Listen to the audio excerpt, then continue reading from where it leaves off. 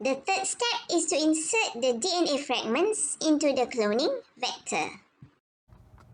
So now you note that the sticky ends that is formed due to the digesting with the restriction enzyme will create a complementary sticky ends. So this is AATT complementary to TTAA. That's why we need to cut with the same restriction enzymes in order to produce complementary sticky ends, which allows the insertion of the foreign DNA into the plasmid. And this will be ligated permanently by the DNA ligase. DNA ligase will form the phosphodiester bond to seal the fragments. So once the plasmid has received the foreign DNA, it is called as the recombinant DNA.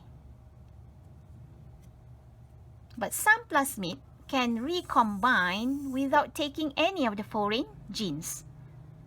For this plasmid, it is not a recombinant DNA, but we call them as self-ligated plasmid.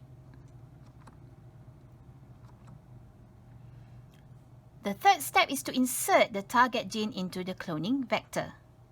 Both DNA will be mixed together, and the sticky ends allow them to be inserted into the cloning vector by temporary hydrogen bonds.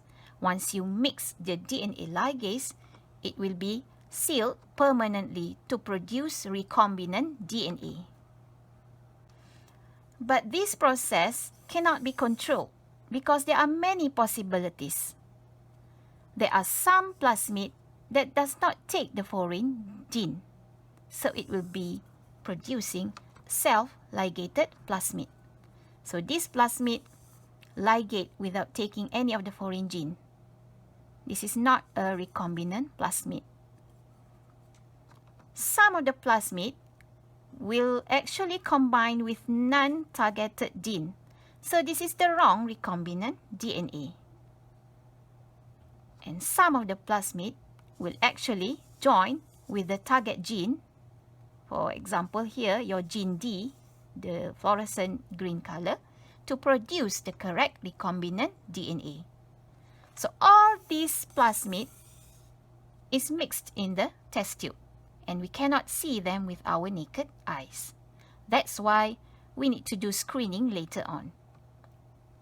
But before you can conduct the screening process, this DNA must be inserted into the host cell in order to amplify the genes, because this DNA cannot be amplified outside the cell.